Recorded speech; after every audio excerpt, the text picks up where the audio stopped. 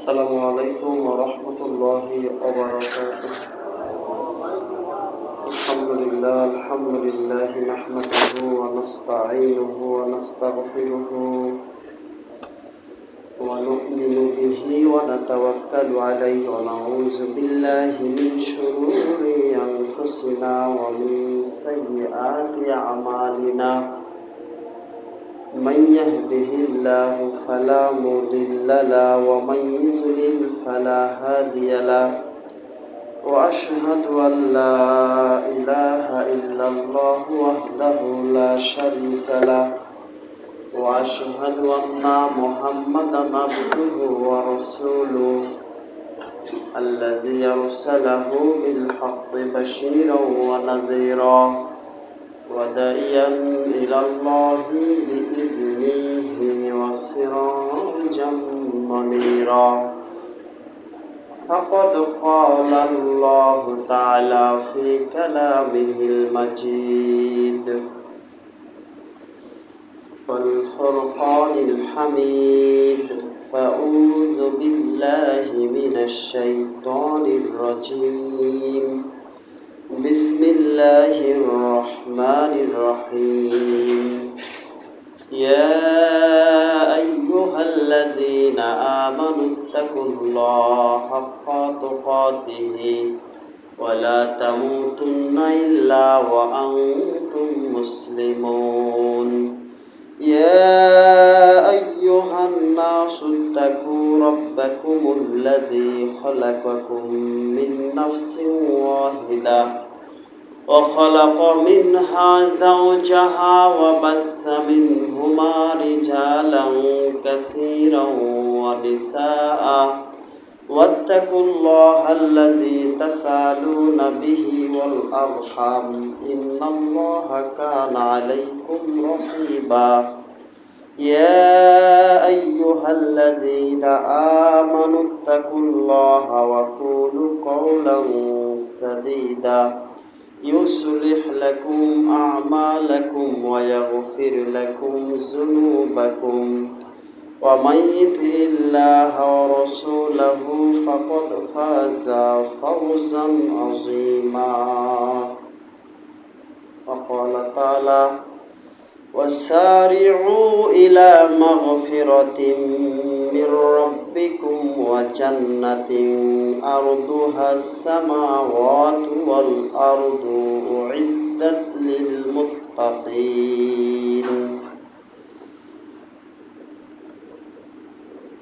بسم الله الرحمن الرحيم. قاف القرآن المجيد بل أجبوا أن جاءهم منذر منهم فقال الكافرون هذا شيء عجيب أإذا متنا وكنا ترابا ذلك رجل بعيد قد علمنا ما تنقص الأرض منهم وعندنا كتاب حفيظ بل كذبوا بالحق لما جاءهم فهم في أمر مريج أفلم ينظروا إلى السماء فوقهم كيف بنيناها وزيناها وما لها من فروج. قال رسول الله صلى الله عليه وسلم: ليس الشداد بالسرعة إنما الشديد الذي يملك نفسه عند الغضب. رواه البخاري. আলহামদুলিল্লাহ, প্রশংসা আল্লাহ রাব্বুল আলামিনের জন্য, যিনি মেহেরবানি করে আমাদেরকে শান্তিতে রেখেছেন। সে আল্লাহর শুকরিয়া করছি যে আল্লাহ রাব্বুল আলামিন আমাদেরকে সুস্থতার নিয়ামত দান করেছেন। এখনো আমাদের দেশ সহ সারা বিশ্বের বিভিন্ন জায়গায় অনেক মানুষ অনেক কষ্টে আছে, অনেক অশান্তিতে আছে, অনেক রোগ তাদেরকে ধরেছে। আল্লাহ এই সমস্ত রোগাক্রান্ত ভাই বোনদেরকে শেফা দান করুক, আল্লাহুম্মা আমিন। আমরা আল্লাহর শুকরিয়া আবারও করব, যিনি আমাদেরকে সুস্থ রেখেছেন, বলে আলহামদুলিল্লাহ। শান্তি বর্ষিত হোক বিশ্বনবী মোহাম্মদ রাসূলুল্লাহ সাল্লাল্লাহু আলাইহি ওয়াসাল্লামের উপর, যিনি সর্বদাই মানুষকে বলতেন, হে উম্মতেরা, তোমরা সর্বদাই আল্লাহর শুকরিয়া করো। সুস্থতা এমন এক জিনিস, সুস্থতা এমন একটা বিষয়, যিনি সুস্থ মানুষ তিনি বুঝতে পারেন না সুস্থতা কত একটা মূল্যবান সম্পদ। যে অসুস্থ হয়, যে পরিবারের কেউ অসুস্থ হয়, সেই একমাত্র বুঝতে পারে অসুস্থতা কত বড় একটি আযাব, কত বড় একটি ক্ষতিকর, কত বড় একটি অশান্তির মূল কারণ। কোনো কিছুতেই তারা শান্তি পায় না। এই জন্য আমরা যারা সুস্থ আছি, আমরা আল্লাহর কাছে পানা চাইব, আল্লাহ রাব্বুল আলামিন যেন আমাদেরকে সুস্থতা দান করেন, আল্লাহুম্মা আমিন। আল্লাহর নবী সাল্লাল্লাহু আলাইহি ওয়াসাল্লাম সর্বদাই নিজের অন্তরের জন্য আল্লাহর কাছে পানাহ চাইতেন, আল্লাহ তুমি আমাদের অন্তরকেও অসুস্থতা থেকে বেঁচে থাকার তৌফিক দান করো। অন্তরে অসুস্থ মানে কি? এই যে বর্তমান সময়ে ফজরে আমরা মসজিদে আসতে পারি না, খেলা ছাড়ি না, কোনো দিন খেলা মিস নেই। কতজন যে খেলার জন্য জীবন হারাচ্ছে, কোনো দিন কেউ যুদ্ধ করে না যে ফজরের সালাতের জন্য আজকে সবাই গ্রামবাসী উঠে ফজরে মসজিদে যায়। এই চিন্তা কারণে, তার মানে হচ্ছে আমরা এমন সুস্থতায় চলে গিয়েছি, আমরা আমাদের প্রভুকে ভুলে গিয়েছি, আমরা আমাদের আল্লাহকে ভুলে গিয়েছি, যার জন্য আমরা আমাদের লাগামহীনভাবে আমরা সেই উড়ান্ত ঘুড়ির মতো সমস্ত আকাশ আমরা ঘুরে বেড়াচ্ছি। আমাদের কারো মরণের কোনো ভয় নেই। সম্মানিত উপস্থিতি, মানুষ হঠাৎ মৃত্যুবরণ করে, আমরা সবাই বুঝি, সবই জানি, কিন্তু আমরা কেউ মৃত্যুকে স্মরণ করি না। আমাদের যে পাপ, সে পাপকে আমরা, এর সীমাকে আমরা অতিক্রম করে চলছি, তাও আমরা আল্লাহর দিকে ফিরছি না। সম্মানিত উপস্থিতি, আল্লাহ নবী সাল্লাল্লাহু আলাইহি সাল্লাম নিজের অন্তরের অসুস্থতার জন্য আল্লাহর কাছে পানাহ চাইতেন। সাহাবীদেরকে বলতেন যে আল্লাহ, আমার অন্তর যেন কোনো প্রকার পাপ এসে না বসে। সাহাবীরা আল্লাহর কাছে ফরিয়াদ করতেন, আল্লাহ আমাদের অন্তর যেন কখনো পাপের ভিতরে না যায়, আমাদের অন্তর যেন অসুস্থ না হয়, সুস্থ যেন থাকে। আবু বকর রাদিয়াল্লাহু তাআলা আনহু, আপনারা জানেন হাদিসটি, আবু বকর রাদিয়াল্লাহু তাআলা আনহু তিনি আল্লাহর নবীর কাছে যখন হাদিসগুলো শুনতেন, আয়ত্ত করতেন, তাওহীদের কথা শুনতেন, নিজের ভেতরে ঈমানটা বৃদ্ধি হতো খুব কঠিনভাবে, খুব শক্তভাবে ঈমান বৃদ্ধি হতো। বাড়িতে গিয়ে যখন সংসার করত, সংসার করার পরে মনে মনে ভাবতো, আমি হয়তো আমার আল্লাহকে ভুলে গিয়েছি। এভাবে তিনি আবু বকর এভাবে তিনি ওমরের কাছে এসে বলেন, হে ওমর ভাই, আমি তো মুনাফিক হয়ে গিয়েছি। ওমর বলে, ভাই আবু বকর, কিভাবে মুনাফিক হয়ে গেলেন? এখানে একটি কথা যা না বললেই নয়, আমাদের অনেকের নাম আবু বক্কর, আসলে সাহাবীর নাম কখনো আবু বক্কর নয়, আবু বাকর, আবু বাকার, আবু বকর, এভাবে বক্কর ওখানে কাপের উপর তাসদিদ দিয়ে বক্কর নাম হয় না। এই জন্য নতুন করে যারা নাম রাখছেন বা এখনো যদি সংস্কার করার সুযোগ থাকে, এটাকে আপনি ঠিক করবেন। বক্কর নামে কোনো সাহাবী নেই, আবু বাকার, বাজবর বা কাফরা জবর কার, আবু বাকার। সম্মানিত উপস্থিতি, আবু বাকার ওমরের কাছে গিয়ে বলছেন, যতক্ষণ আমি আল্লাহর নবীর কাছে থাকি ততক্ষণ মনে হয় আমার ভেতরে ঈমান আছে। আবার যখন বাড়িতে এসে পশু পাখিকে যখন আমি খাবার দেই, বাড়ির অন্য অন্য কাজ করি, তখন আমার মনে হয় আমার ভেতরে আর ঈমান নেই।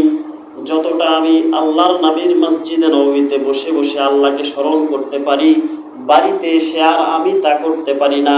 এজন্য আমি নিজেকে অপরাধী মনে করি, আমি তো মুনাফিক হয়ে গিয়েছি, আমি তো আর জান্নাত পাবো না।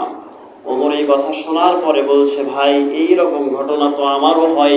আমি যখন আসহাবে সুফফার ভেতরে থাকি, তখন আমার মনে হয় আমার ঈমানটা পরিপূর্ণ হয়ে গিয়েছে, আমি হয়তো বা এখন মৃত্যুবরণ করলে এখনই জান্নাত পেয়ে যাব। যখন আমি আমার কাজে চলে আসি, সাংসারিক কাজে, কৃষি কাজে, ওই আহলে সুফার সদস্যদের ভেতর থেকে যত আমার ইমান বৃদ্ধি হয়, বাড়িতে এসে কাজে কর্মে এমনটা বৃদ্ধি হয় না। ওমর আলীর কাছে গেল, আলীর সাথে সাক্ষাৎ, এমনই ঘটনা ঘটলো। তিনজনাই নবী মুহাম্মদ সাল্লাল্লাহু আলাইহি ওয়াসাল্লামের কাছে এসে বলছেন, ইয়া রাসূলুল্লাহ, আমরা তিনজনই তো মুনাফিক হয়ে গিয়েছি। বাড়িতে মাঠে কাজকর্ম করলে আমাদের আল্লাহর কথা স্মরণ থাকে না বেশি, যতটা স্মরণ থাকে আপনার সামনে যখন হাদিস শ্রবণ করি, তখন আমাদের প্রিয় নবী মুহাম্মদ রাসূলুল্লাহ সাল্লাল্লাহু আলাইহি সাল্লাম বলছেন, এটাই হচ্ছে ইমানদারদের পরিচয়। বলেন সুবহানাল্লাহ। তাহলে বাড়িতে আমরা সাংসারিক কাজে, বিভিন্ন ব্যবসায়ীর কাজে ব্যস্ত থাকতেই পারি। তাই বলে কি আমরা একেবারে মসজিদে এসে কোরআন এবং সুন্নাহর যে কথাগুলো শুনে আমাদের ঈমানটা যতভাবে দীপ্তমান হয়ে ওঠে, আসলে বাড়িতে কিন্তু এতটা হয় না। কোরআন যখন অধ্যয়ন করি, কোরআন যখন তেলাওয়াত করি, হাদিস যখন পাঠ করি, তখন মনে হয় যে আমি ইসলামের ভেতরেই আছি। এরকম সবারই হয়। নবী সাল্লাল্লাহু আলাইহি সাল্লাম তাই বলতেন, তোমরা তোমাদের অন্তরের রোগ, অন্তর যাতে কোনো ক্ষেত্রেই বেধিত না হয়, অন্তরে যাতে কোনো ক্ষেত্রেই পীড়া না ধরে থাকে, অন্তর যাতে স্বচ্ছ থাকে, এজন্য আল্লাহর কাছে পানাহ চাও। সম্মানিত উপস্থিতি, অনেক লম্বা কথা বলে ফেললাম। তাহলে নিজের অন্তরকে পাপ থেকে পবিত্র করতে হবে। নিজের অন্তরে যখন পাপ গ্রাস করবে, তখন বুঝতে হবে অন্তর রোগাক্রান্ত হয়েছে, অন্তরে আল্লাহর নাম নেই, নবী মুহাম্মদ সাল্লাল্লাহু আলাইহি সাল্লামের কোনো বাণীর কথা অন্তরে নেই। আর এই অন্তরের সাথে যখন মালাকুল মাউতের সাক্ষাৎ হবে, তখন সে আর থাকতে পারবে না। গত যে খেলাগুলো হচ্ছে, বিভিন্ন সময়ে অনেকেই খেলার আনন্দের চোটে আত্মহত্যা করছে, কেউ বা এমনিতেই মারা যাচ্ছে। চিন্তা করে দেখেন, ইহুদিদের একটা খেলা, যে খেলার সাথে ইসলামের কোনো সম্পর্ক নাই, এমতো অবস্থায় যদি সে মৃত্যুবরণ করে, সে কি আদৌ জান্নাত পাবে? আমরা যারা খেলা দেখার জন্য রাত্রিতে উঠে চলে যাই, নিজের ঘুমকে পরিত্যাগ করে খেলা দেখার জন্য, ওই সময় যদি মালাকুল মাউতের সাথে আমার সাক্ষাৎ হয়, বলেন তো বিষয়টা কেমন হবে? সৌদি থেকে প্লেনে করে সৌদির আলেমকে এসে জানাজা পড়ালে কি জান্নাত হবে? সম্ভবই নয়। যে হুজুরি নিয়ে আসেন, যত চল্লিশা করেন আর মজলিস করেন, কোনো লাভ হবে না। সম্মানিত উপস্থিতি, নবীর সুন্নাতেই বরকত রয়েছে, নবীর সুন্নাতেই কল্যাণ রয়েছে, অন্য কারো সুন্নাতে কোনো কল্যাণ নেই। তাহলে আমরা বোঝার চেষ্টা করি না। আল্লাহ আমাদের বোঝার তৌফিক দান করুক, আল্লাহুম্মা আমিন। আজকের আলোচনার বিষয় হচ্ছে রাগকে দমন করা। রাগ যদি আমরা দমন করতে পারি, তাহলে আল্লাহ ঘোষণা করে দিয়েছেন, আমি সেই বান্দাদেরকে ক্ষমা করে দিয়ে থাকি। বলেন সুবহানাল্লাহ। সম্মানিত উপস্থিতি, আল্লাহ রাব্বুল আলামিন পবিত্র কোরআনুল কারিমে বলেন, আউযু বিল্লাহি মিনাশ শাইতানির রাজীম, ওয়াসারিউ ইলা মাগফিরাতিম মির রাব্বিকুম ওয়া জান্নাতিন আরদুহাস সামাওয়াতু ওয়াল আরদু উইদ্দাত লিল মুত্তাকিন। আল্লাহ বলছেন, তোমরা যদি তোমাদের রবের ক্ষমার দিকে যাও, যদি তোমরা তোমার রবের কাছে ক্ষমা নিতে চাও, তাহলে আল্লাহ তোমাদেরকে ক্ষমা করবেন। শুধু তাই নয়, সেই ক্ষমা তোমাদেরকে জান্নাতের দিকে ধাবিত করবে। বলেন সুবহানাল্লাহ। এমনকি সেই জান্নাতের কথা আল্লাহ বললেন, আরদুহাস সামাওয়াতু ওয়াল আরদ, আল্লাহ রাব্বুল আলামিন এই আসমান জমিনকে প্রশস্ত যত দূর করেছেন, তার জান্নাতটা তত বড়। বলেন সুবহানাল্লাহ। পৃথিবীর কোথায় আপনি তাকাবেন, এটা আপনি কোনো দেওয়াল প্রাচীর পাবেন না যে এ পর্যন্ত পৃথিবী শেষ। পৃথিবী এ পর্যন্ত শেষ। পৃথিবী যারা পরিভ্রমণ করে, তারা পৃথিবীর স্থলভাগ শেষ করতে পারে, কিন্তু তারপরে যে পানি আর পানি, সেটার আর কেউ খোঁজ রাখতে পারে না। আল্লাহ রাব্বুল আলামিন সূরা ইয়াসিনে বলছেন, তোমরা যেখানেই যাও, তোমরা যদি পৃথিবী থেকে বের হতে পারো, তাহলে তোমাদের মৃত্যু নিয়ে চিন্তিত হতে হবে না, তোমাদের আর মরণ হবে না। আল্লাহ পরের অংশে বললেন, যেখানেই যাও সেটাই আমার রাজত্ব, বাঁচার কোনো পথ নেই। তাহলে আসমান জমিন সমতুল্য হচ্ছে সেই জান্নাত। সেই জান্নাতে ধাবিত হবে যারা আল্লাহর কাছে ক্ষমা নিতে পারবে। তাহলে ক্ষমাটা কিভাবে হতে হবে? এবারে আসেন মূল আলোচনায়। তাহলে ক্ষমা হচ্ছে মানুষকেও করতে হবে, আল্লাহর কাছেও চাইতে হবে। আমি যদি কোনো ক্ষেত্রে আল্লাহর সাথে রাগারাগি করি, আল্লাহর সাথে রাগারাগি মানে সম্পদের মোহে পড়ে আল্লাহকে ভুলে গেলাম, যদি আল্লাহর কথা স্মরণ হয় তখন আল্লাহকে ডাকলে আল্লাহ আপনাকে আমাকে ক্ষমা করে দেবেন। যে কোনো বিপদে আপনি আল্লাহর কাছে সাহায্য চাইবেন, আল্লাহ আপনাকে অবশ্যই সেখান থেকে বাঁচাবেন। এটার অহরহ প্রমাণ আছে, যা আমাদের অনেকের সাথে আছে। আল্লাহ আমাদেরকে বোঝার তৌফিক দান করবে, আল্লাহুম্মা আমিন। আল্লাহ বলছেন, বান্দা যখন আমার কাছে কিছু চায় আমি তখন অত্যন্ত খুশি হই এবং সেই নিয়ামত দেওয়া থেকে বিরত রাখি, যে বান্দা যেন আমার কাছে আরও চায়। তথা আল্লাহ বুঝাতে চাচ্ছেন, বান্দা যত আমার কাছে চাইবে তত আমি খুশি থাকি এবং আমি তাকে সেই নিয়ামত দিতে দেরি করি, যে বান্দা আমাকে ভুলে যায় কিনা। যখন বান্দা আমার কাছে চায় না তখন আল্লাহ বলেন আমি বান্দার উপর রাগান্বিত হই। তাহলে তো আমরা চাই না, না চাইলে তো আল্লাহ দেবে না, চাইতে হবে। দিচ্ছে না, না দেখ, এটাতে অনেক কল্যাণ রয়েছে। হাসরের মাঠে আমাদের পাপের কারণে আল্লাহ যখন আমাদেরকে জাহান্নামে দিয়ে দেবেন, তখন আজকের দুনিয়াতে যে চাওয়া আল্লাহর কাছে চাইছি, যে কোনো জিনিস খুব চাই কিন্তু আল্লাহ দেয় না, খুব চাই, আল্লাহ শয়তানকেও দেয়, চাওয়ার সাথী দেয়, কিন্তু মুসলিমকে দিচ্ছে না, না দেখ, চাইতে থাকতে হবে। হাসরের মাঠে আল্লাহ নিজ বাহু দ্বারা তাকে ডেকে নিয়ে বলবেন, বান্দা শোনো, আজকে তো তোমার পাপ অনুযায়ী তুমি জাহান্নামে যাবে, তোমার এই পাপের পরিণাম অনুযায়ী তোমাকে জাহান্নামে হিস্সা তুমি পাচ্ছ, কিন্তু দুনিয়াতে তুমি আমাকে সব সময় চাইতে আমার কাছে, যে আল্লাহ আমার এই জিনিসের প্রয়োজন, এটা আপনি আমাকে দেন, এটা দেন। এভাবে তুমি চাইতে থাকতে দীর্ঘ সময় ধরে, দীর্ঘ বছর ধরে, কিন্তু আমি দেইনি। আমি আজকের দিনে দেব বিধায় তোমাকে দুনিয়াতে ওই জিনিস দেইনি। বলেন সুবহানাল্লাহ। যে আপনি কেন নিরাশ হবেন? নিরাশ হওয়ার কিছু নেই। হাসরের মাঠে যেদিন আযাব ভোগ করতে হবে, যেদিন একজন বান্দা আল্লাহর সম্মুখে দাঁড়াবে, ফেরেশতা তাকে বলবেন, বান্দার সামনের দিকে তাকাও। সে বাম পাশে তাকাবে, ডান পাশে তাকাবে, সে শুধু আগুন দেখতে পাবে, পিছনে তাকাবে, শুধু আগুন দেখতে পাবে। এই সময় যদি তাকে ফেরেশতা বলে, তোমার জন্য জাহান্নাম অবধারিত, তোমাকে জাহান্নামে যেতে হবে, তার তো কিছু করার থাকবে না। আর তৎক্ষণাৎ যদি আল্লাহ তার নিজ বাহু দ্বারা ওই বান্দা বা বান্দিকে ডেকে নিয়ে বলে, দুনিয়াতে তুমি আমার কাছে অনেক চাইতে, আমি তোমাকে দিতাম না, তুমিও নিরাশ হতে না, আজকে আমি তোমাকে তোমার তকদিরে, তোমার নসিবে জাহান্নাম লেখা আছে, সেটাকে আমি কেটে দিয়ে তোমাকে জান্নাত দিয়ে দিলাম। সুবহানাল্লাহ। বলেন তো, আল্লাহকে ডাকলে কি বিফল হবে? অবশ্যই আল্লাহ দেবে। দুনিয়াতে সাথে সাথে দিতে পারে আল্লাহ, নয়তো বা দুনিয়াতে একটু দেরিতে দিতে পারে।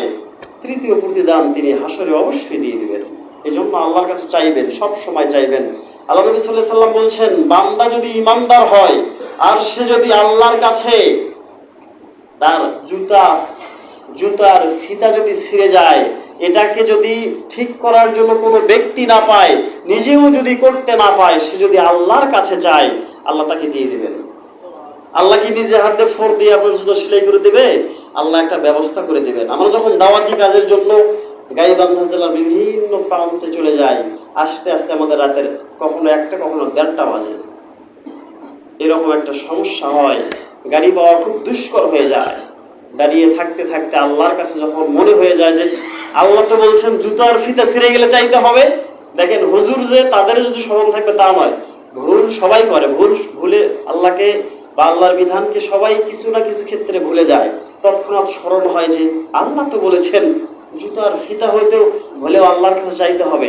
যখনই আল্লাহর কাছে ফরিয়াদ করা হয়, সাথে সাথে কোথায় থেকে সিএনজি অটো চলে আসে, এসে নিয়ে যায়। এমনকি যেখানে গন্তব্য বা বাস স্টেশন বা বাস টার্মিনালে যেখানে নেমে দেওয়া হয়, সেখানে অনেক সময় সিএনজিওয়ালা টাকাও নেয় না, না ঠিক আছে একজন হুজুরকে নিয়ে আসতে পেরেছে, ধন্য। তার মানে হচ্ছে এই ব্যক্তিকে আল্লাহ পাঠিয়েছেন। সুবহানাল্লাহ। যে রাস্তাতে গাড়ি পাওয়া যাচ্ছিল না, সেখানে কিভাবে এগুলো হয়? আমার জীবনে একটি ঘটনা, 2013 সালে আমি যখন সোনাতলার কোনো একটা জায়গায় ইমামতি করতাম, আমার প্রথম জীবনের ইমামতি ওটা। ওইখানে গিয়েছি ফোনের মাধ্যমে, কোনো ব্যক্তিকে আমি চিনি না, সেই মসজিদের কারেন্ট বিদ্যুতের তো কোনো বালাই নেই, একটা টয়লেট নাই, প্রস্রাবখানা ওযুখানা কিচ্ছু নাই, একটা কল আছে একেবারে আড়ার ভেতরে, সে কলে পানি নেই। কি এক অবস্থা! খুতবার সময় হচ্ছে, মুয়াজ্জিনও আসে না। তো ওই হাদিসটা স্মরণ করলে আল্লাহর কাছে চাইলাম, আমি জানি না কোথায় থেকে একটা ছোট্ট বাচ্চা আসলো, হাতে একটা বোতল ভর্তি পানি। আমি তাকে বললাম যে বাবা এটা নিয়ে কোথায় যাওয়া? সে কিছু বলে না। তাই আমি বললাম যে পানিটাতে কলে উঠাও, কলে উঠালে বাকি যে পানিটা হবে সেটা নিয়ে তুমি তোমার কাজে যেতে পারবে। ওই এলাকায় আমি 1.5 বছরই ইমামতি করেছি, আমার কোনোদিন চোখে ওই বাচ্চাকে পড়েনি। এটা আমার নিজের বাস্তব ঘটে যাওয়া ঘটনা। আল্লাহর কাছে জুতার ফিতা চাইলে পাওয়া যায়। সেদিন জুম্মার দিন ছিল, ওই ছেলে কোথায় থেকে আসলো, তাকে তার সহযোগিতায় আমি পানি উঠালাম। তা যাই হোক, যে কোনো বিষয় আপনি আল্লাহর কাছে চাইবেন, আল্লাহ এখন না হয় পরে দিয়ে দিবেন। বলতে চাচ্ছিলাম, রাগ দমন করতে হবে। রাগ দমন করলে আল্লাহ তাকে ক্ষমা করে দিবেন এবং ক্ষমা তাদেরকে জান্নাতে নিয়ে যাবেন। জান্নাতটা কেমন হবে? দুনিয়া এবং দুনিয়ার ভেতরে যত প্রশস্ত জায়গা আছে তার চাইতেও অনেক গুণে বেশি হবে সেই ব্যক্তির জন্য জান্নাত। এখানে কথাটা বুঝে নিতে হবে, জান্নাতে সবাই যাব আমরা, ঠিক আছে, কিন্তু ওই ব্যক্তি যাকে আপনি ক্ষমা করে দিলেন, আপনি একজন ক্ষমাকারী ব্যক্তি, আল্লাহ আপনার জন্য এমন একটা জান্নাত দিবেন যে জান্নাতের কোনো প্রাচীর নেই। দুনিয়াতে, পৃথিবীতে আপনি যত দূর পর্যন্ত তাকাবেন, যার কোনো কিনারা নাই, শেষ নাই, এমন একটা জান্নাত ওই ব্যক্তিকে আল্লাহ দিবেন যিনি ক্ষমা করতে শিখেছে, যিনি ক্ষমা করতে পারে এমন ব্যক্তিকে। সবাইকে জান্নাত দেবে, আল্লাহর জান্নাতের শেষ নেই, কিন্তু সেই ব্যক্তি যিনি ক্ষমা করতে পারেন তাকে আল্লাহ এত বড় একটা পুরস্কার দিয়ে দেবেন। সুবহানাল্লাহ। আল্লাহ রাব্বুল আলামিন সূরা আলে ইমরানের 133 এবং 34 নম্বর আয়াতে বলেন, আউযু বিল্লাহি মিনাশ শাইতানির রাজীম والذين ينفقون في السراء والضراء والكاظمين الغيظ والعافين عن الناس والله يحب المحسنين। আল্লাহ বলছেন, যারা সচ্ছলতা এবং অসচ্ছলতায় উভয় অবস্থায় আল্লাহর পথে দান করে তাদের জন্য জান্নাত রয়েছে। এই কথাটা আমি পূর্বেও বলেছি, আবার বলছি, যারা সচ্ছলতা অসচ্ছলতায়, বিপদে এবং আনন্দের মুহূর্তে দান করে তাদেরকে আল্লাহ জান্নাত দিয়ে দিবেন। বিপদে এবং আনন্দের মুহূর্তে, অনেক দিন বলেছি, আবার স্মরণ করার জন্য বলছি, বাড়িতে আপনার বিবাহ, এরকম কোনো একটা আনন্দের অনুষ্ঠান হচ্ছে, নয়তোবা আকিকা হচ্ছে, যে কোনো একটা আনন্দের অনুষ্ঠান হচ্ছে, এমন সময় ফকির মিসকিন এসেছে দান নেওয়ার জন্য, তাকে আপনি দান করবেন। এই সুখের সময় দান করবেন, আল্লাহ সেই কথা সূরা আলে ইমরানে বললেন। অথবা আপনার বাড়িতে কোনো ব্যক্তি অসুস্থ হয়েছে, নয়তোবা ইন্তিকাল করেছে, এই একটা মহা বিপদের ভেতরে আপনি আছেন, এমত অবস্থায় আপনার দরজায় করাঘাত করেছে ফাকির যে আমাকে কিছু দিতে হবে। আপনি এখন বলবেন, আরে ফাকির, আপনি জানেন না আজকে বাড়িতে মানুষ মারা গিয়েছে, বাড়িতে আজকে মজলিস হচ্ছে, এই দিনে চাইতে হবে? যে এই দিনেও আপনাকে দিতে হবে। আল্লাহ সেই কথা কোরআনে বলেছেন। ওই অবস্থায় দান করে আল্লাহকে জান্নাত দিবেন। আল্লাহ বললেন পরের বাক্যে, ওই আয়াতের ভিতরে, ওয়াল কাযিমিনাল গায়যা ওয়াল আফিনা আনিন নাস। আল্লাহ বললেন, যারা রাগকে সংবরণ করে এবং মানুষকে ক্ষমা করে, রাগকে সংবরণ করে, মানুষকে ক্ষমা করে, আল্লাহ রাব্বুল আলামিন তাদের ক্ষেত্রে বলেছেন যে আল্লাহু ইউহিব্বুল মুহসিনিন, আল্লাহ সেই ক্ষমাকারী ভালো ব্যক্তিদেরকে অত্যন্ত বেশি ভালোবাসেন। সুবহানাল্লাহ। এবার আপনি নিজের অন্তরকে প্রশ্ন করেন, নিজের দেহ মনকে প্রশ্ন করেন, কত ব্যক্তির সাথে আপনার রাগ রয়েছে? এই রাগ কি আপনি ক্ষমা করতে পেরেছেন? আপনি তো জান্নাতের নিয়ামতের কথা শুনে একেবারে অধীর আগ্রহে চেয়ে আছেন যে আমি জান্নাতে যাব। আপনি কি যার সাথে রাগ করেছেন তাকে কি আপনি ক্ষমা করতে পেরেছেন? তাকে আপনি ক্ষমা করেছেন? এই রাগ স্বামী তার স্ত্রীর সাথে করে, স্ত্রী তার স্বামীর সাথে করে, ভাই তার ছোট ভাইয়ের সাথে করে, ছোট ভাই বড় ভাইয়ের সাথে করে, সন্তান হয়ে পিতা মাতার সাথে করে, সন্তান হয়ে ছেলের সাথে করে, ছেলে হয়ে সন্তানের সাথে করে, পড়োশী হয়ে আরেক পড়োশীর সাথে করে, এক মুসলিম হয়ে অপর মুসলমানের সাথে হিংসা কেনা করে, রাগ করে থাকে। আপনি কি এই ব্যক্তিকে ক্ষমা করতে পেরেছেন? জান্নাতের নিয়ামতের কথা শুনে তো আমরা সবাই হা মেলে আছি, জান্নাতে আমি চলে গিয়েছি। আপনি ক্ষমা করতে শিখেছেন? সম্মানিত উপস্থিতি, ক্ষমা করতে শিখুন। যদি ভুল আপনি করে থাকেন তাহলে আমার কর্তব্য হবে, আমি মুসলিম, আমি মুহাম্মাদের উম্মত, আমাকে ক্ষমা করতে শিখতেই হবে। রাগকে কন্ট্রোল করবেন। যে কোনো পরিস্থিতিতে আপনার রাগ উঠেছে, যে কোনো বিষয় আপনার 19-20 হয়েছে, এটা আপনি সহ্য করতে পারেন না, রাগ ধরেছে, শয়তান আপনার উপরে জয়লাভ করতেছে, রাগকে আপনি সংবরণ করেন, রাগ থেকে ফিরে আসেন। আল্লাহ জান্নাত নিয়ে বসে আছে, আপনাকে আমাকে আল্লাহ জান্নাত দিবেন যদি আমরা আমাদের রাগকে কন্ট্রোল করতে পারি। আল্লাহ আমাদেরকে বোঝার তৌফিক দান করুক, আল্লাহুম্মা আমিন। সম্মানিত উপস্থিতি, রাগের ক্ষেত্রে স্বামী তার স্ত্রীকে তালাক পর্যন্ত দিয়ে দেয়। অহরহ ঘটনা বাংলার জমিনে আছে, অহরহ ঘটনা। 2004 সালে আপনার নওগাঁতে একটা বিশাল ঘটনা ঘটে গিয়েছে।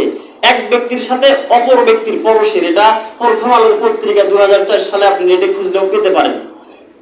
পরশীর সাথে আর এক পরশীর দ্বন্দ্ব হয়েছে। সে অনেক সম্পদশালী, সে অনেক ক্ষমতাশালী, সে শুধু খুঁজে বেড়াতো যে কিভাবে আমি একে বিপদে ফেলতে পারি। একদিন সে মাঠে যাচ্ছে, এমত অবস্থায় দেখে যে যার সাথে তার ঝগড়া, সেই ব্যক্তির স্বামী স্ত্রী কোনো এক বিষয়ে কথা কাটাকাটি হতে হতে ফাইসা কথা পর্যন্ত চলছে কঠিন ভাবে।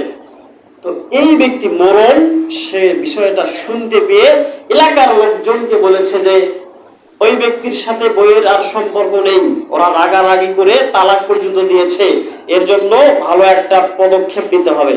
ওই যে আগের একটা কারণ, যে কোনো একটা কারণ, রাগ, সেই রাগটা মরণ হিসেবে খাটাচ্ছে।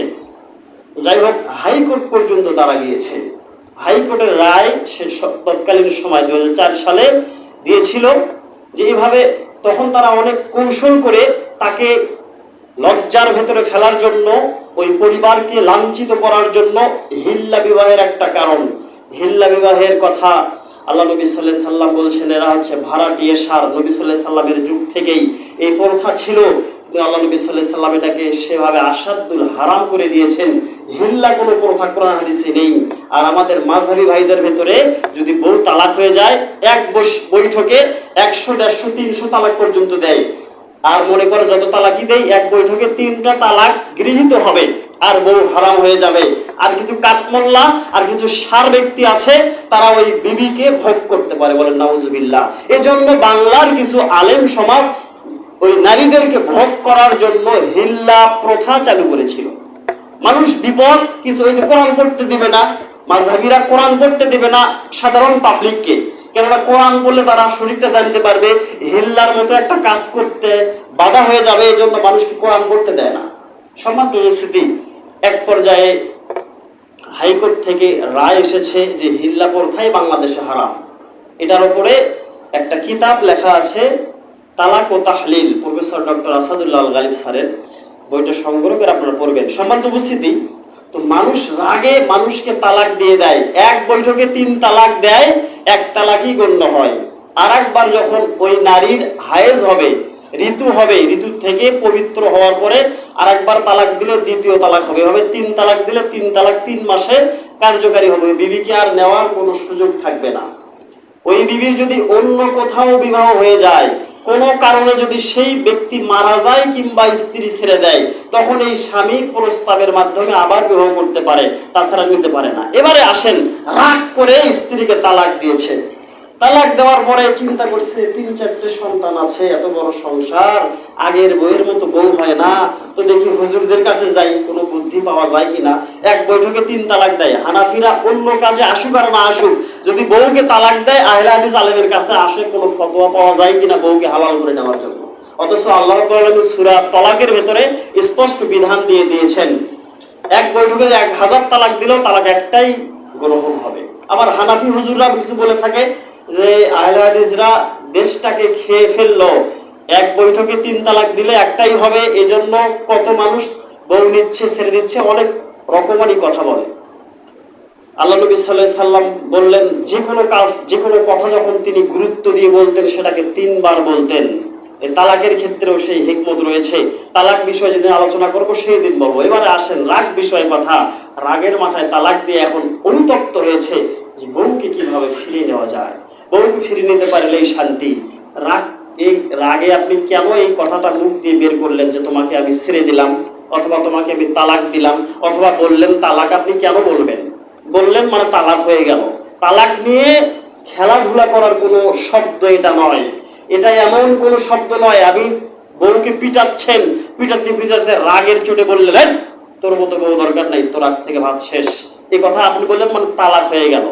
এই কথা বললেন মানে তালাক হয়ে গেল। এই কথা আপনি কেন বলবেন?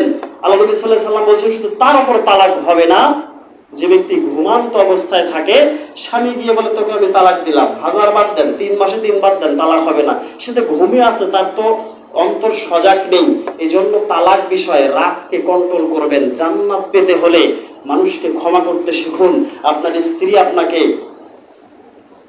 পানি দেয়নি, এই জন্য আপনি রাগ করবেন। রাগ করে কিছুদিন আগে এক ব্যক্তি তার স্ত্রীকে গলা টিপে মেরে ফেলে দিয়েছে। গলা টিপে মেরে ফেলে দিয়েছে কোনো একটা কাজে যৌতুক নিয়ে কথা হতে হতে স্ত্রীকে কঠিনভাবে পিটাইছে। পত্রিকাতে পাইছে এটা। কঠিনভাবে পিটানোর পরে, বাংলাদেশের 1 মাসই হয়নি ঘটনা, পিটানোর পরে তো স্ত্রী তো সে একটু মুখ ভার করে আছে। সকালে স্বামীকে আর নাস্তা দেয়নি। স্বামী এখন রাগের চোটে একবারে ডাইরেক্ট বিবির টুটি ধরে উপর দিকে উঠেছে, একবার ওখানেই শেষ। সম্মানিত উপস্থিতি, জাহান্নামে চলে গেল স্বামী। কি অপরাধ করেছিল? এ রাগকে যদি কন্ট্রোল করত তাহলে তাকে আজকে আর সেই জেলখানায় যেতেও হতো না। সম্মানিত উপস্থিতি, এই জন্য রাগকে কন্ট্রোল করবেন। এখন মানুষকে আমরা রাগে হাঁটু ফেটে দিলাম, মাথা ফেটে দিলাম, কিন্তু একদিন বুঝতে পারলাম যে আমি তো অন্যায় করেছি। সারা পৃথিবীর, সারা দেশের মানুষ জানবে এই ব্যক্তি মানুষের হাঁটু ফাটিয়েছিল, এই ব্যক্তি মানুষের মাথা ফেটেছিল। আপনি যত ক্ষমাই নেন, যত লাখ টাকায় তাকে আপনি দেন, আপনার একটা বদনাম থাকবে পৃথিবীতে। এই ব্যক্তি মাথা ফাটিয়েছিল একজনকে, নয়তোবা কোনো এক ব্যক্তিকে হত্যা করেছিল। যত আপনি সম্পদশালী ব্যক্তি হন, যত আপনি প্রত্যেক মাসে একটা করে মজলিস খেয়ে মানুষকে ভুলে রাখেন, কোনো একদিন বলবে যে ওই লোক তো খারাপ, হত্যাকারী ছিল। আপনি মরে যাবেন, আপনার সন্তানকে মানুষ বলবে হত্যাকারীর বেটা, এই মাস্তা গ্রাম আমি চিনি না, কোন মাস্তারে, ওই মাস্তাতে একজন মানুষকে হত্যা করেছিল। এই যে মৃত্যুর ভাবে, মানে যে কথাই বলুক সে কথার জন্য আপনার কবরে পাপ যাবে।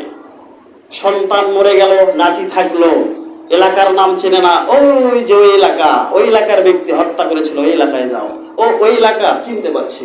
এভাবে মানুষের কবরে পাপ যেতে থাকবে।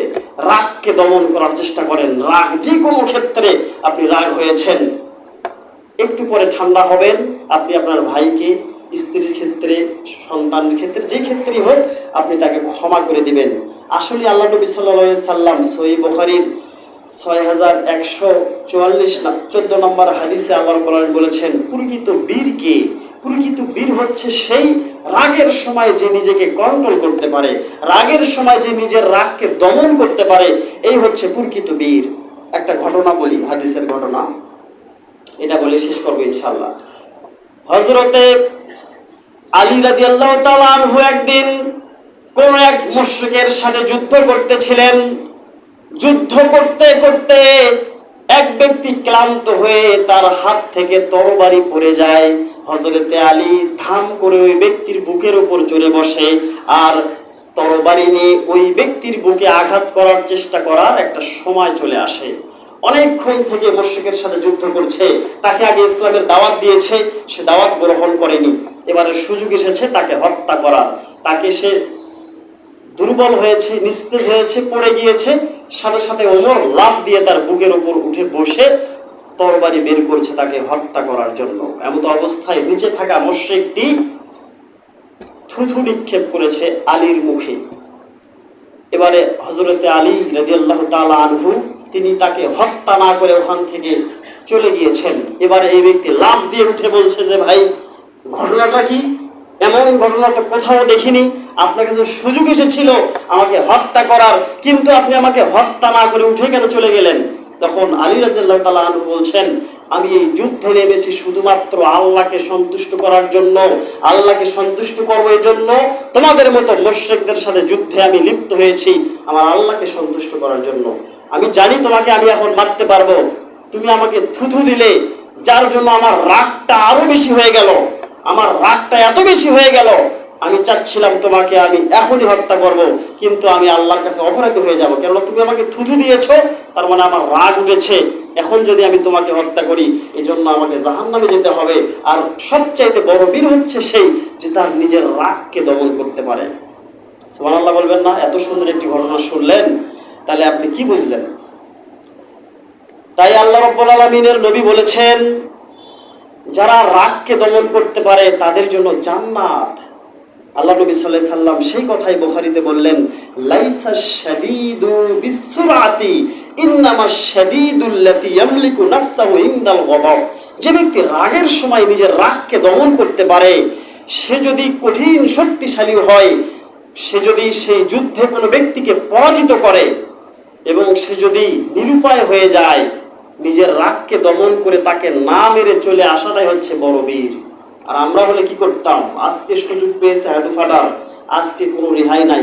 সে এখন নিরস্ত্র থাকুক, তার কাছে অস্ত্র থাকুক আর না থাকুক, তার প্রতিপক্ষ বা তার কাছে শক্তি থাকুক আর না থাকুক, এমন অবস্থায় যদি কোনো ব্যক্তি মাঠ থেকে আসে, সারাদিন পরিশ্রম করে মাথায় একটা বস্তা নিয়েছে, অনেকগুলো মাল আছে তার মাথায়, এমন অবস্থায় প্রতিপক্ষ যার সাথে তার শত্রুতা, সে এখন মনে করেছে আজকে সুযোগ পেয়েছি, এই সময় যদি তাকে ধরে আর যদি মারে, বলেন তো এই ব্যক্তি কি বীর?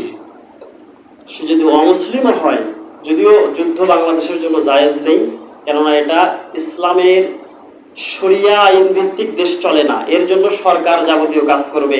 আপনার আমার মাথা ফাটাফাটির কোনো প্রয়োজন নেই। যুদ্ধ মানে শুধু এভাবেই জিহাদ করতে হবে না। জিহাদ মানে আপনি আমার অন্তরকে পরিশুদ্ধ করেন। যুদ্ধে গিয়েছেন, সুন্দরী সুন্দরী নারী দেখছেন, আর কিছু ধন সম্পদ দেখছেন, যে যুদ্ধ করে আমি ওইগুলো আমি নিয়ে নেব, এটার নাম যুদ্ধ নয়। এটার নাম আপনার অন্তর হচ্ছে রোগাক্রান্ত। আপনার অন্তরকে পরিষ্কার করতে হবে। সম্মানিত উপস্থিতি, আল্লাহ যেন আমাদেরকে বোঝার তৌফিক দান করেন। যারা ডাক্তার, তাদের কাছে যদি নারী কোনো রোগী চলে যায়, সে যদি নিজের নজরকে শক্তিশালী করতে না পারে, সে যদি নিজের নফসকে প্রবৃত্তির কুমন্ত্রণা থেকে বাঁচাতে না পারে, সে কোনো বীর নয়, সে কোনো ডাক্তার নয়। সম্মানিত উপস্থিতি, আল্লাহ যেন আমাদেরকে বোঝার তৌফিক দান করেন, আল্লাহুম্মা আমিন। অনুরূপভাবে একজন খলিফা ছিলেন, যিনি যুদ্ধ করতে করতে সেই অমুসলিম রাজাকে, তার সাথে তরবারির খেলা হচ্ছে, যে ফেল হয়ে যাবে তাকেই হত্যা করা হবে। এজন্য একজন মুসলিম খলিফা খালিদ বিন ওয়ালিদ তিনি যুদ্ধ করতেছেন। যুদ্ধ করতে করতে করতে করতে এক পর্যায়ে সেই সময়ের একজন ইহুদি গভর্নর, তার হাত থেকে তরবারিটা পড়ে যায়। এবারে ইহুদি গভর্নর মনে করেছে খালিদ বিন ওয়ালিদ তো আমাকে হত্যা করে ফেলবে, বাঁচার কোনো পথ নেই। খালিদ বিন ওয়ালিদ, যারা যুদ্ধে যায় তাদের কাছে সবসময় 2 থেকে 3টা তরবারি থাকে। নিজের পিঠ থেকে আর একটা তরবারি বের করে ওই ইহুদি গভর্নরকে দিয়ে বলছেন যে এইটা নেন, আমার সাথে আবার যুদ্ধ করেন। বলেন সুবহানাল্লাহ। মুসলিমদের আচরণটা কেমন? আপনাকে তো বোঝানোর মতো জ্ঞান গরিমা আমার নেই, আমি জানি না আমি আপনাদেরকে বোঝাতে পারতেছি কিনা। এই যে যুদ্ধ হচ্ছে, তরবারির খেলা চলছে, যে নিচে পড়বে সেই হত্যা হবে। খালিদ বিন ওয়ালিদ নিজের তরবারি আর একটা বের করে ওই ইহুদি গভর্নরকে দিয়ে বলছেন যে এটা দিয়ে আপনি আমার সাথে আবার লড়েন। আপনি আমি হলে কি করতাম? সুযোগ পেয়েছে আজকে কতল। আল্লাহ যেন আমাদের রাগকে দমন করার তৌফিক দান করেন, বলে আল্লাহুম্মা আমিন। আমরা যেন শয়তানকে আমাদের অন্তরে ঠাঁই না দেই। আমরা যেন দুর্বল প্রতিপক্ষকে তার প্রতি ইহসান যেন করতে পারি। আমরা যেন আল্লাহর কাছে সেই ফরিয়াদ করি, বলে আল্লাহুম্মা আমিন। সম্মানিত উপস্থিতি, এরকম রাগ বিষয়ে অনেক ঘটনা আছে, পর্যায়ক্রমে বলার চেষ্টা করব ইনশাআল্লাহ। আমি বলতে চাচ্ছিলাম, যারা আমরা এই অত্র মসজিদের সম্মানিত মুসল্লিয়ান কিরাম আছি, তারা আমরা আমাদের অন্তরকে প্রশ্ন করব, আমার সাথে যে ভাইয়ের রাগ রয়েছে, আমার সাথে যে বোনের রাগ রয়েছে, আমি কি আমার রাগকে হেফাজত করতে পেরেছি? আমি আমার রাগকে সংবরণ করতে পেরেছি? এই চিন্তা নিয়ে আমাদেরকে চলতে হবে যদি আমরা আল্লাহর জান্নাত পেতে চাই। আল্লাহ যেন আমাদেরকে তৌফিক দান করেন, আল্লাহুম্মা আমিন। আমরা যেন সামান্য কোনো ত্রুটিতে, সামান্য কোনো বিষয়ে যদি আমাদের রাগ হয়ে যায়, সাথে সাথে যেন আমরা বলি আউযু বিল্লাহি মিনাশ শাইতানির রাজিম। যদি আমরা দাঁড়িয়ে থাকা অবস্থায় রাগাক্রান্ত হয়ে যাই, রাগ ধরে যায়, তাহলে যেন সাথে সাথে আমরা বসে পড়ি। বসা অবস্থায় যদি রাগ হয় তাহলে যেন আমরা শুয়ে পড়ি। স্ব অবস্থায় যদি রাগ হয়, স্ব অবস্থায় বিবির সাথে আর কারোর সাথে রাগ হয় না, তো স্ব অবস্থায় যদি রাগ হয় তাহলে আমরা যেন ঘরকে পরিবর্তন করি, মেঝেতে ঘুমাই নয়তোবা বারান্দায় ঘুমাই, নয়তোবা অন্য ঘরে ঘুমাই। রাগকে দমন করতে হবে। যখনই সাথে থাকবেন রাগ হওয়ার পরে শয়তান কাছে আসবে আর কুমন্ত্রণা দিতে থাকবে কিভাবে দুজনের ভিতরে বিচ্ছেদ ঘটানো যায়। আমরা এটাও জানি, হাদিস আল্লাহ নবী সাল্লাল্লাহু আলাইহি সাল্লাম বলছেন, সাগরের মাঠে, সাগরের মাঝখানে শয়তানের বিশাল সিংহাসন থাকে। এই হাদিস আপনারা জানেন না? আল্লাহ যেন আমাদেরকে বোঝার তৌফিক দান করেন, আল্লাহুম্মা আমিন। এই বলে এই কথা শেষ করলাম। আকুলি কওলি হাযা আস্তাগফিরুল্লাহ লি ওয়া লাকুম ওয়া লিসাইরিল মুসলিমিন ফাস্তাগফিরুহু ইন্নাহু হুয়াল গফুরুর রহিম।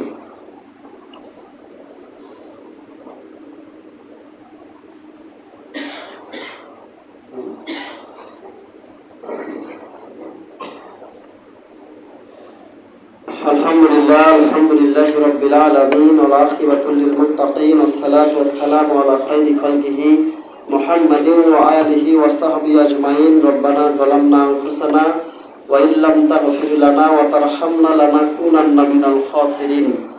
রব্বিগফিরলি ওয়া লিওয়ালিদাইয়া ওয়া লিল মুমিনিনা ইয়াওমা ইয়াকুমুল হিসাব। সম্মানিত উপস্থিতি, অনেক মুসল্লি দোয়া চেয়েছেন, অনেক ব্যক্তি অসুস্থ আছেন। আল্লাহ পাক তাদেরকে যেন শিফা দান করেন, আল্লাহুম্মা আমিন। আমাদের সম্মানিত সভাপতি সাহেবের স্ত্রী অসুস্থ, যা আমরা সবাই জানি, তবে আগের চেয়ে একটি সুস্থ, যা আমি সভাপতি সাহেবের শালার কাছ থেকে জেনেছি।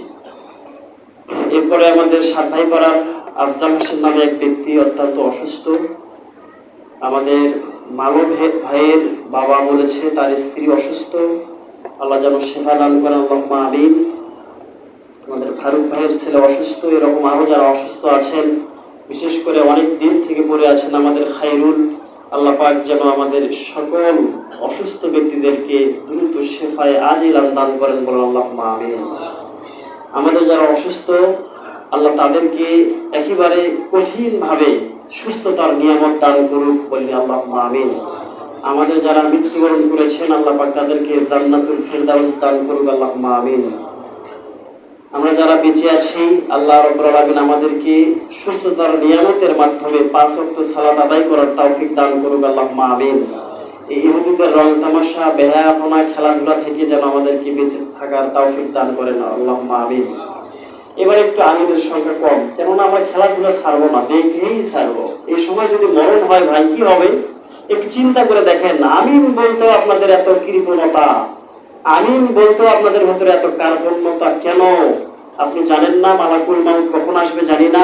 খেলা দেখতে দেখতে হার্ট অ্যাটাক করে ইন্তিকাল করেছে, সে কিন্তু জানতো না যে খেলা দেখতে গিয়ে আমার মালাকুল মাউতের সাথে সাক্ষাৎ হবে। আল্লাহ আমাদেরকে বোঝার তৌফিক দান করুন, আল্লাহুম্মা আমিন। সকলে বলি আল্লাহুম্মা সাল্লি আলা মুহাম্মাদিন ওয়া আলা আলি মুহাম্মাদিন কামা সাল্লাইতা আলা ইব্রাহিম ওয়া আলা আলি ইব্রাহিমা ইন্নাকা হামিদুম মাজিদ। আল্লাহুম্মা বারিক আলা মুহাম্মাদিন ওয়া আলা আলি মুহাম্মাদিন কামা বারাকতা আলা ইব্রাহিম ওয়া আলা আলি ইব্রাহিমা ইন্নাকা হামিদুম মাজিদ।